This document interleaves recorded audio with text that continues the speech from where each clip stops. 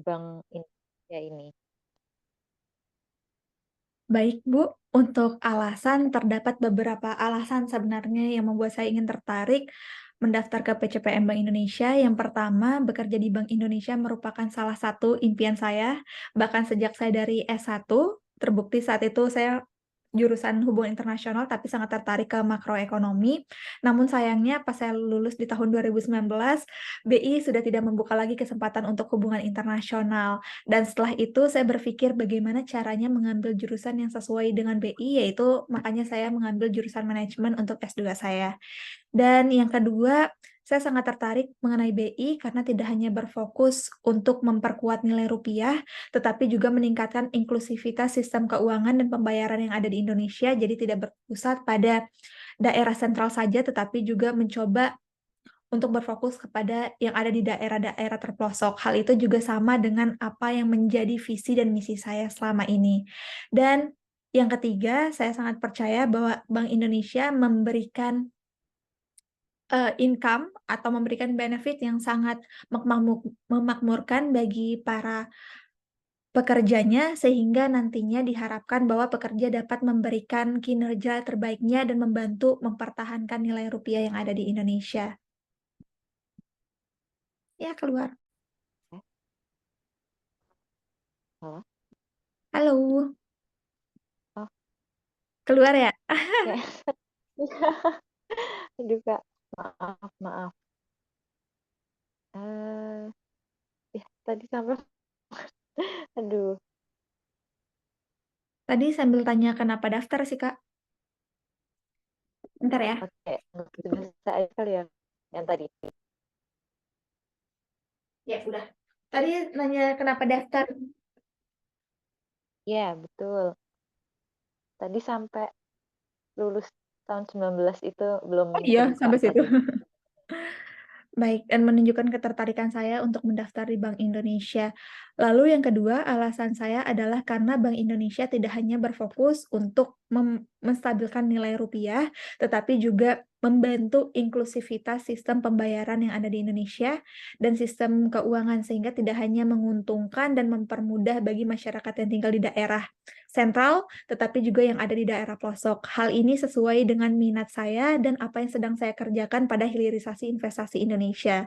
Dan salah satu yang saya kerjakan pada saat ini dan pernah rapat dengan salah satu perwakilan Bank Indonesia adalah bahwa Bank Indonesia memberikan GWM bagi bank-bank dan diturunkan GWM-nya bagi bank yang membantu proses hilirisasi investasi. Jadi saya sangat tertarik bagaimana Bank Indonesia juga membantu proses keuangan dan perekonomian yang ada di Indonesia. Oke. Kalau tidak salah tadi di awal sempat disampaikan, saat perkenalan sedang masih bekerja di kantor lain atau sudah resign ya, Kak? Baik, Ibu, saya ingin konfirmasi bahwa saat ini saya bekerja, tapi sistemnya freelance atau part-time di Kementerian Investasi. Jadi sebenarnya untuk setiap harinya saya tidak bekerja full-time di sana, hanya berdasarkan proyek saja. Jadi nanti proyeknya akan berakhir pada bulan November, dan pada saat ini setiap harinya, setiap minggunya paling tidak ada satu kali rapat saja yang saya hadiri, Ibu, secara langsung. Namun meski demikian, segala bentuk report dan proses event tetap saya jalani. Oke, baik. Terima kasih untuk jawabannya. Untuk selanjutnya mungkin, saya mau tahu kelebihan dan kekurangan dari Kadila sendiri bagaimana? Terima kasih atas pertanyaannya. Untuk kelebihan sendiri, saya merupakan orang yang bekerja secara profesional, di mana pada saat ini saya memiliki beberapa kesibukan, tidak hanya membantu di proyek yang ada di salah satu kementerian tersebut, tetapi juga bekerja sebagai content creator dan mengambil beberapa proyek lainnya. Meskipun saya bekerja di berbagai tempat, tapi saya berupaya memberikan hal yang terbaik sehingga menghasilkan output yang terbaik yang harapannya dapat memuaskan para klien atau stakeholder. Yang kedua, saya merupakan orang yang memiliki integritas yang tinggi karena saya berpegang teguh pada prinsip awal di mana saya memulai sesuatu. Salah satu contohnya adalah meski saya telah menyelesaikan perkuliahan di luar negeri, tapi saya tetap kembali ke Indonesia untuk mengabdi dan memberikan kontribusi yang terbaik. Yang ketiga, Saya merupakan orang yang sangat senang belajar, Ibu. Jadi dulu saya sempat mengambil jurusan hubungan internasional, tapi meskipun saya mengambil jurusan manajemen, saya dapat membuktikan bahwa saya senang belajar hal baru dan alhamdulillah bisa lulus dengan gelar distinction atau gelar tertinggi. Namun tentunya sebagai manusia saya memiliki banyak kekurangan, salah satunya adalah saya merupakan orang yang overthinking, di mana saya akan memikirkan segala sesuatu terus-menerus. Salah satu cara untuk mengatasinya adalah dengan menuliskan hal-hal tersebut di jurnal saya, karena saya suka sekali mengeluarkan energi-energi buruk tersebut dalam bentuk tulisan, atau mungkin saat tidak bisa ditahan sendiri, saya akan bercerita dengan teman saya, sehingga nantinya saat telah dikeluarkan, saya akan mendapatkan insight baru dan pikiran saya jauh lebih tenang. Dan yang kedua, saya kadang tidak terlalu fokus pada detail-detail saat saya mengerjakan banyak hal secara sekaligus, karena kadang saya lupa apa poin-poin yang harus saya lakukan. Maka dari itu, saya mempunyai notebook di mana saya tuliskan semua apa yang harus saya lakukan. Jadi ada to-do list-nya setiap hari yang saya tulis pada malam harinya dan saya cek pada pagi harinya sebelum melakukan sesuatu. Jadi meski demikian, saya selalu berupaya untuk menyelaraskan sehingga nantinya kekurangan saya ini bisa menjadi kelebihan ke depannya dan terbukti hingga saat sekarang, saya masih sering sekali melakukan journaling dan membuat to-do list. Oke. Oke, terima kasih. Dari penjelasan Kak Dila tadi ada yang saya tangkap yaitu tentang overthinking kemudian diberikan solusi untuk membuat jurnal ya, jadi suka buat jurnal. Nah itu kira-kira, kalau dari rencana Kak Dila dalam jangka pendek atau jangka panjangnya itu kira-kira seperti apa jika diterima di BI ini?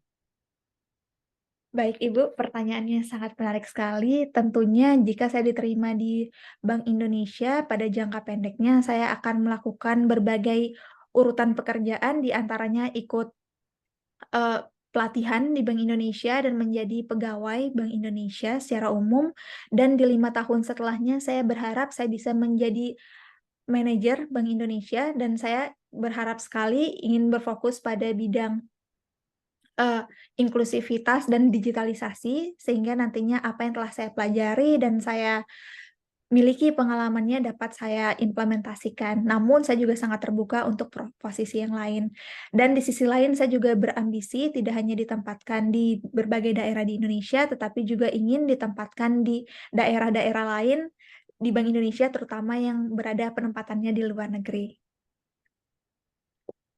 Nah, sangat menarik sekali jawaban dari Kak Dila. Oke, closing statement dari Kak Dila nih. Apa yang bisa meyakinkan kami untuk merekrut Kak Dila dari, proses rekrutmen pada angkatan 38?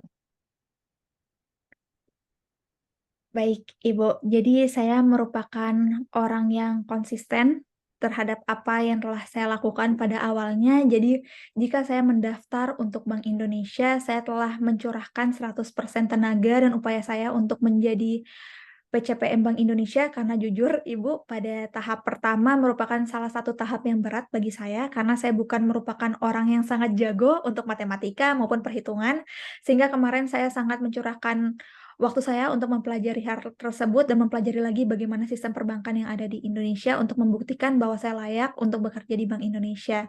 Selain itu, pada saat ini saya juga selain bekerja di Kementerian Investasi yang berhubungan dengan hilirisasi investasi atau rencana aksi dan melakukan report, saya juga kerap melakukan kerjasama dan melakukan rapat-rapat dengan kementerian, lembaga, dan bahkan Bank Indonesia. Nah, harapannya dari pengalaman saya nantinya, ilmu-ilmu yang telah saya dapatkan dan energi maupun pengalaman saya untuk bekerja sama dengan kementerian maupun lembaga dapat digunakan di Bank Indonesia. Selain itu, yang ketiga atau yang terakhir, sebagai content creator di bidang pendidikan, saya besar harapannya untuk diterima di Bank Indonesia dan nantinya semakin memperluas mengenai sistem perbankan yang ada di Indonesia ke masyarakat umum, sehingga sifatnya tidak hanya untuk orang-orang yang berkepentingan untuk mengetahui ilmu perbankan nasional, tetapi juga bagi orang-orang kaum muda, sehingga nanti lebih melek terhadap digitalisasi, terhadap inklusivitas sistem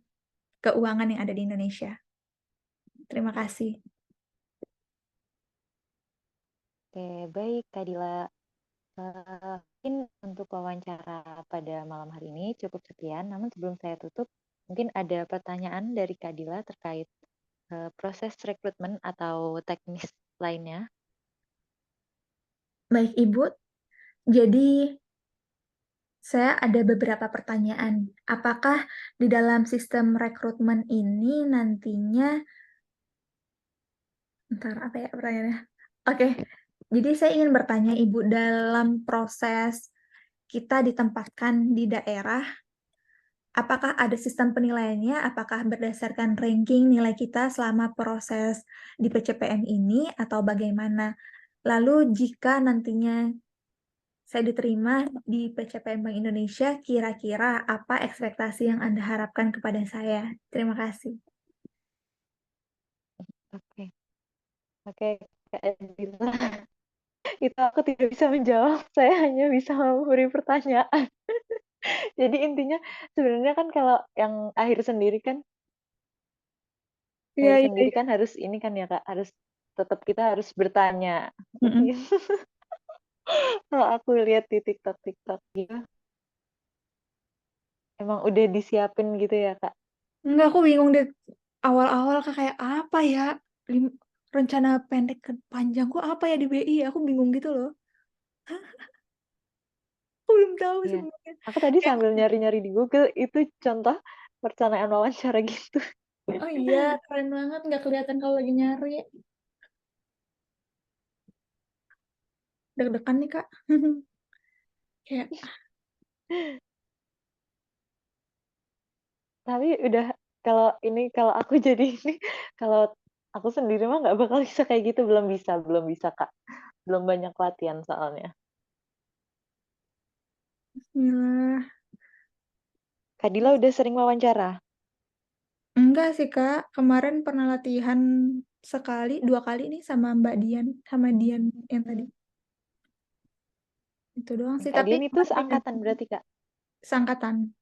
Eh, Oh enggak, dia iya. setahun di atasku. Berarti S2 juga? Iya, tapi